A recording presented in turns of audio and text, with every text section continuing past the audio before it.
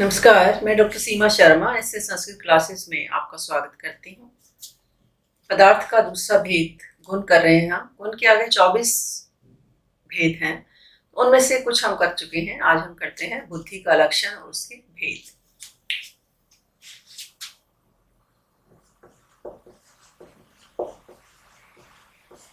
इसका लक्षण क्या है?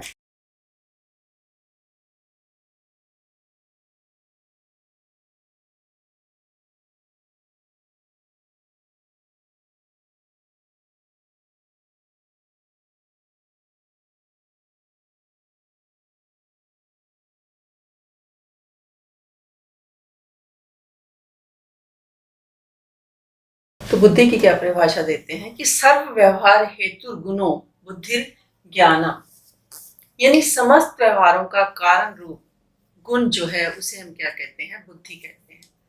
यानी संपूर्ण जो व्यवहार हम करते हैं, आहार या विहार आदि जो भी करते हैं, उनका उसका कारण क्या है? बुद्धि है। और बुद्धि को क्या कहते हैं? ज्ञान भी कहते हैं। दो प्रकार की है।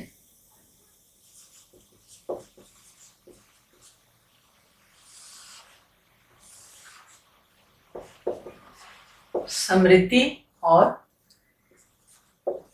अनुभव।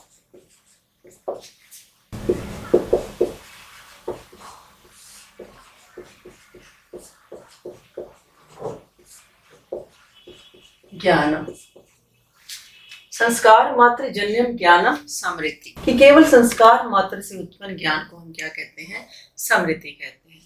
और दूसरा अनुभव क्या है कि उससे भिन्न, यानी स्मृति से भिन्न ज्ञान को अनुभव कहते हैं। तद भिन्नम ज्ञानम अनुभव है। तद भिन्नम ज्ञानम अनुभव है। तद, यहाँ पर तद क्या है? स्मृति से भिन्न। तद का मतलब है स्मृति से भिन्न, यानी स्मृति से भिन्न जो ज्ञान है उसको हम क्या कहते हैं? अनुभव कहते हैं। फिर आगे क्या कहते हैं कि ये जो अनुभव ज्ञान है यह दो प्रकार का है। यानी जो अनुभव ज्ञान है ये कैसा है? दो प्रकार का है। अनुभव जो ज्ञान है हमारा दो प्रकार का है।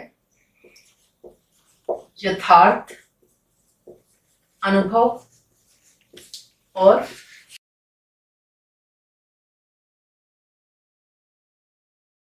अयथार्थ अनुभव।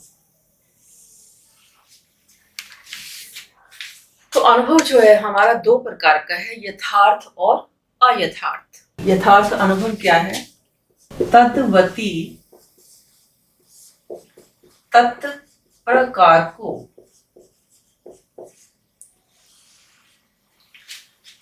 तत्प्रकार को अनुभवो यथार्थ। अनुभवो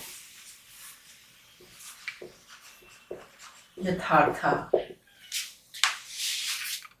तो यथार्थ अनुभव क्या है? तद्वती तत्प्रकार को अनुभव यथार्थ, यानी जो वस्तु जैसी है उसका वैसा ज्ञान क्या माना जाता है? यथार्थ अनुभव माना जाता है।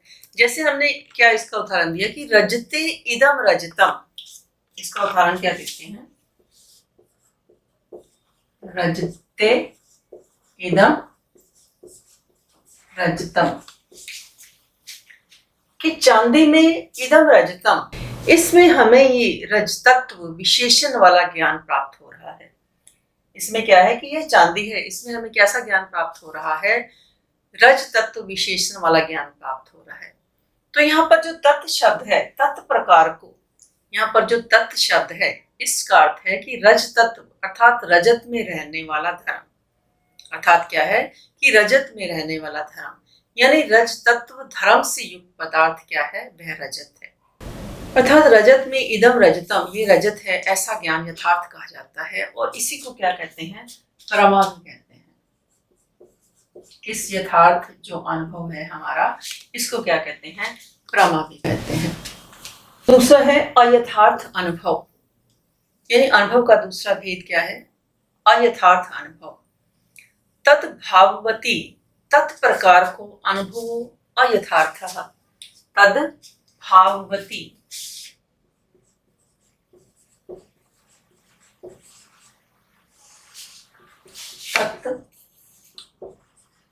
प्रकार को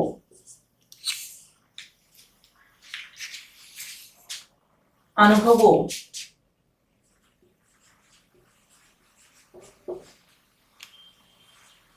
अयथार्थ।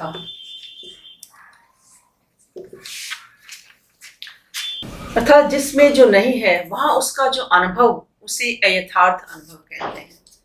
जैसे शुक्तौ इदम रजतम, इसका उदाहरण क्या देते हैं? शुक्तौ इदम रजतम, इसका उदाहरण क्या देते हैं? शुक्तौ इदम रजतम, यानी शुक्ति में रजत का ज्ञान, यानी वास्तव में तो वो सीप है, सीपी है, शुक्त है, उसमें इदम रजतम, यह चांदी है, इस प्रकार का जो अयथार्थ ज्ञान है, यानी वास्तव में वह सीप चांदी नहीं है, परंतु हमें क्या है? चांदी का अयथार्थ अनुभव हो रहा है, तो वो क्या माना जाएगा? अयथार्थ अनुभव माना जाएगा। और इसे क्या कहते हैं? अप्रमा भी कहते हैं। यथार्थ अनुभव जो है 4 प्रकार का है।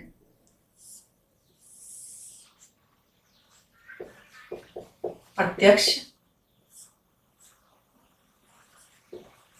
अनुमिति, उपमिति और शाब्द। प्रत्यक्ष, अनुमिति, उपमिति और शाब्द। फिर क्या कहते हैं कि यथार्थ अनुभव के कारण भी 4 प्रकार के हैं। यथार्थ जो अनुभव है इसके जो कारण हैं वो भी क्या है? 4 प्रकार के हैं।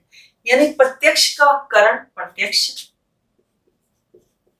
प्रत्यक्ष का कारण प्रत्यक्ष,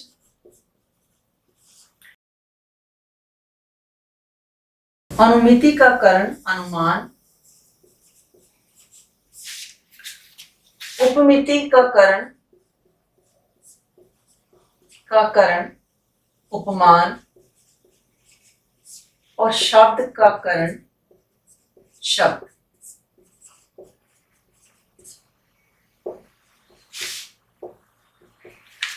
तो यथार्थ अनुभव 4 प्रकार का है: प्रत्यक्ष, अनुमिति, उपमिति और शब्द।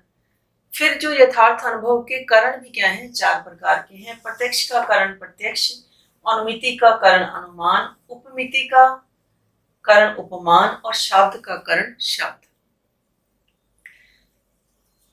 अब करण का लक्षण देते हैं कि ये करण, प्रत्यक्ष का कारण प्रत्यक्ष है, तो करण का लक्षण देते हैं कि करण क्या है? असाधारणम,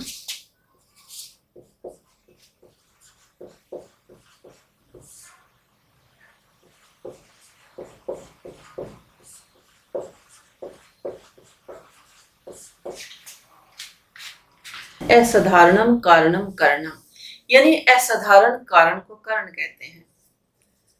तब आगे वे असाधारण कारण को बतलाते हैं कि कारण क्या है? कार्य नियत पूर्व वृत्ति कारणम। कार्य, ये कारण की परिभाषा थी। तो कारण क्या है? कार्य नियत पूर्व वृत्ति कारणम, यानी जो कार्य के पूर्व नियत रूप में रहे वह कारण कहलाता है। कार्य नियत पूर्व वृत्ति कारणम, कि कार्य के बिल्कुल पहले रहे, यानी कार्य के बिल्कुल पहले रहने वाला क्या होता है? कारण होता है। यानी करण की परिभाषा में कारण शब्द आया। करण की परिभाषा में क्या है? कि कारण शब्द आया। तो यह स्पष्ट है कि कार्य से पहले कारण को होना चाहिए, यानी कारण पहले होता है और कार्य बाद में होता है। तो कार्य नियत पूर्व वृत्ति कारणम, कि जो कार्य के पूर्व नियत रूप में रहे वह क्या है? कारण कहलाता है। तो कार्य से पहले जो नियत रूप में रहे वो क्या है? कारण कहलाता है। यथा घट बनाने से पूर्व जो मिट्टी लाई गई बैलगाड़ी से या राजसब के द्वारा, यानी गधे के द्वारा लाई गई या किसी और साधन से लाई गई, किंतु ये दोनों ही घड़े के कारण नहीं हो सकते, घट बनाने के कारण नहीं हो सकते, क्योंकि ये घट के पूर्व नियत रूप में नहीं रहते, यानी घट के पूर्व नियत रूप में नहीं रहते।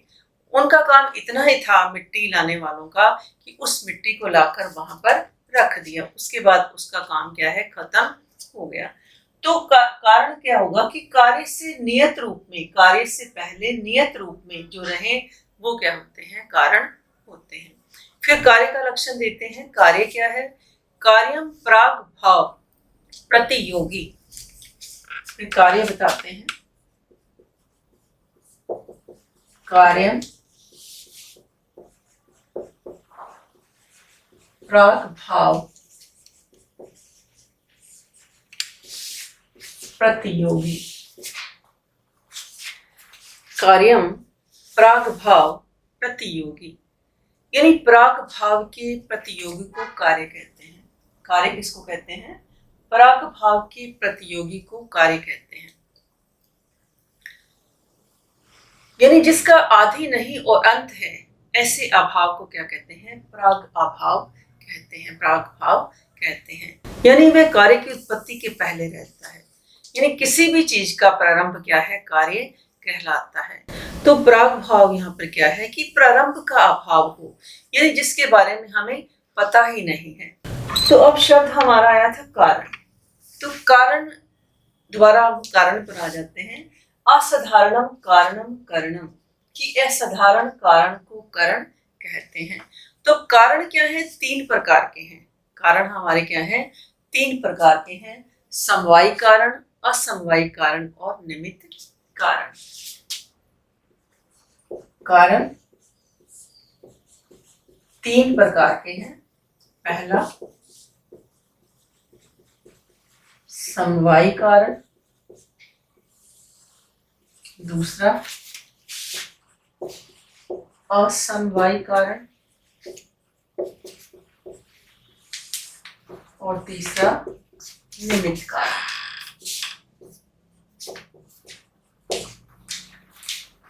समवायी कारण, असमवायी कारण और निमित्त कारण। तो पहला करते हैं समवायी कारण क्या है? यत् संवेतम कार्यम उत्पद्यते। पहला यत् संवेतम कार्यम उत्पद्यते। यत् संवेतम कार्यम उत्पद्यते, यानी जिसमें समवाय संबंध से कार्य उत्पन्न होता है। इसमें क्या है? समवाय संबंध से, संवेतम है समवाय संबंध से कार्य उत्पन्न होता है, वो क्या होता है? समवायी कारण होता है। इसका उदाहरण क्या देते हैं? जैसे तंतु पट के समवायी कारण है। तंतु क्या है? पट के, और पट अपने रूप का। इसका उदाहरण क्या देते हैं? तंतु पट के, पट अपने रूप का है। तंतु क्या है? पट का समवायी कारण है।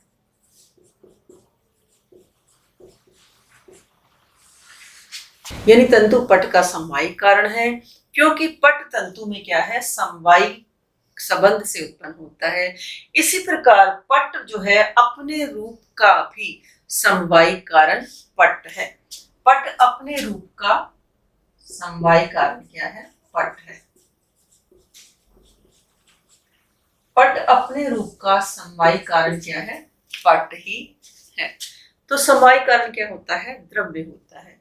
यानी यत् संवेतम कार्यम उत्पद्यते, कि जहां समवाय संबंध से कार्य उत्पन्न होता है उसे समवायी कारण कहते हैं। जैसे उदाहरण, तंतु क्या है? पट के समवायी कारण है, क्योंकि पट तंतु में समवायी संबंध से उत्पन्न होता है। इसी प्रकार पट अपने रूप का भी क्या है? समवायी कारण पट है। पट जो है अपने रूप का भी समवायी कारण क्या है? पट है। तो दूसरा करते हैं असमवायी कारण। कार्येन कारणेन वा सह एकस्मिन् अर्थे संवेतत्वे सति यत् कारणं तत् असमवायी कारणम्। कार्य अथवा कारण के साथ, कार्य अथवा कारण के साथ एक ही पदार्थ में, एक पदार्थ में संवेतत्वे सति समवाय संबंध में रहने वाला कारण असमवायी कारण होता है। इसका उदाहरण क्या देते हैं? यथा तंतु संयोगः पटस्य, तंतु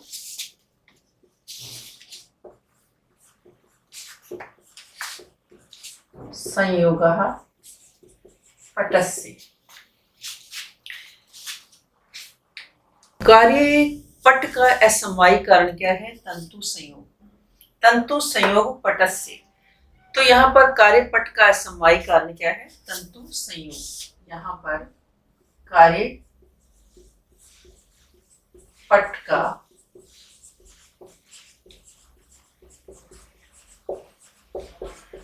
असमवायी कारण क्या है? तंतु संयोग।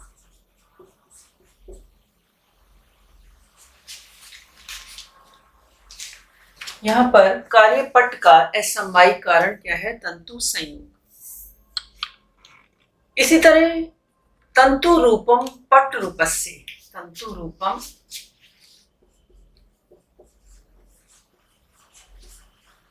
पट रूपस्य। इसी प्रकार पट रूप का असमवायी कारण है तंतु रूप। कारण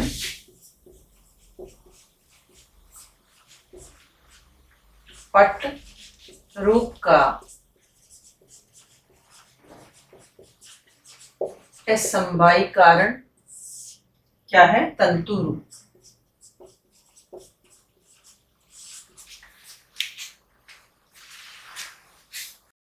तो तीसरा है निमित्त कारण।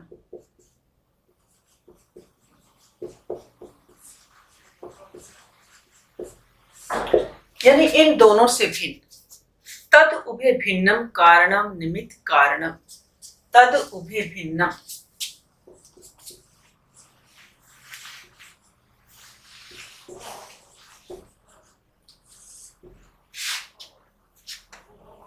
तद उभय भिन्नम कारणम निमित्त कारणम। तद उभय भिन्नम कारणम निमित्त कारणम। इन दोनों से भिन्न। इन दोनों से किन से? समवायी कारण और असमवायी कारण से भिन्न जो कारण है वो क्या है? निमित्त कारण है। यथा, इसका उदाहरण क्या देते हैं? यथा तुरी वेमा आदिकम पटस्य। तुरी वेमा आदिकम। यथा तुरी वेमा आदिकम पट की क्या है? निमित्त कारण है।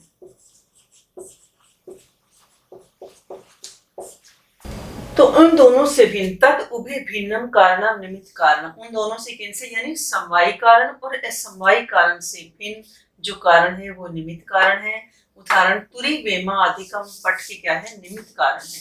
तुरी क्या है कि सूत्र को बांधने की जो नली है, और वेमा भी एक प्रकार का जो निमित्त कारण है वो माना जाता है।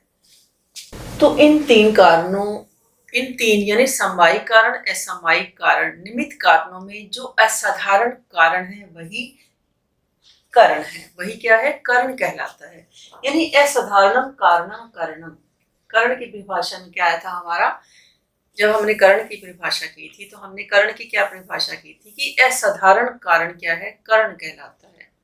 तो इन तीन जो कारण हैं हमारे, समवायी कारण, असमवायी कारण और निमित्त कारण, इन कारणों में जो असाधारण कारण है वही करण कहलाता है। यानी इन तीन साधक कारणों के मध्य में जो साधकतम अर्थात क्रिया की सिद्धि में अत्यंत उपकारक है वही क्या है? करण है। ग्रामर में भी हमने पढ़ा हुआ है कारक। कारक जब मैंने समझाए थे आपको, तो कि साधकतमम करणम की जो कार्य की सिद्धि में क्या है? सबसे अधिक उपकारक है, वो क्या माना जाता है? करण माना जाता है। तो यहाँ पर भी क्या है कि क्या कहते हैं कि इन तीन साधकों के, इन तीन साधक कारणों के मध्य में, तीन साधक कारण कौन से हैं? समवायी कारण, असमवायी कारण और निमित्त कारण। इनके मध्य में जो साधकतम अर्थात क्रिया की सिद्धि में अत्यंत उपकारक है वही क्या है? करण है। यानी करण क्या है? वही करण है। यहाँ पर इनका भाव है। तो आज के लिए इतना ही। धन्यवाद। जय हिंद, जय भारत।